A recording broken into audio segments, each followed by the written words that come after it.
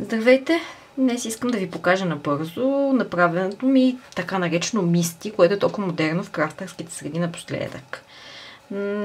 След като го видях, естествено харесах идеята за сигурно и стабилно печатане, но ми хрумна, че мога да си я направя с помощта на една такава обикновена рамка за снимки от единствено гръб и стъкло.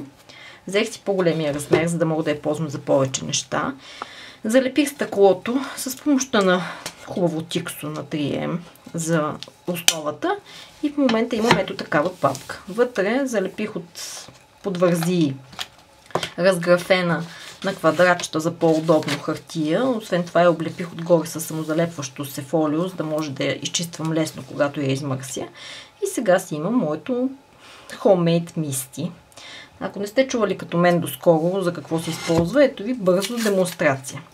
Естествено, оригиналният вариант е много по-хитър. Ако имах търпение, бих си направила и аз малко по-добра модификация. Отдолу е магнитен лист, който прикрепва с помощта на тънък магнит основата на картичката, така че да не мърда никъде, но в нашия случай ще си използваме доброто старо хартиено тиксо.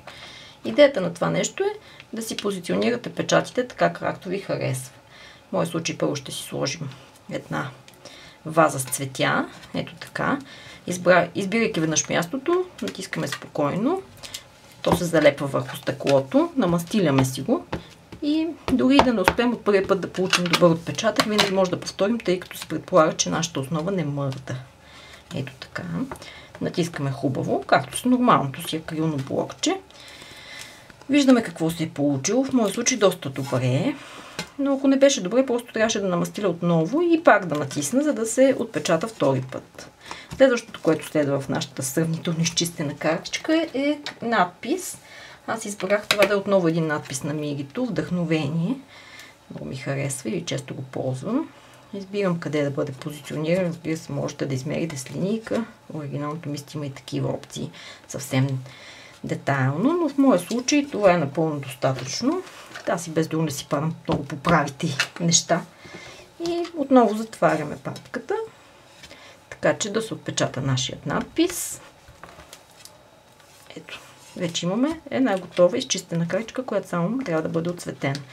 Хартиеното тиксо не остава следи, така че лесно го отлепваме.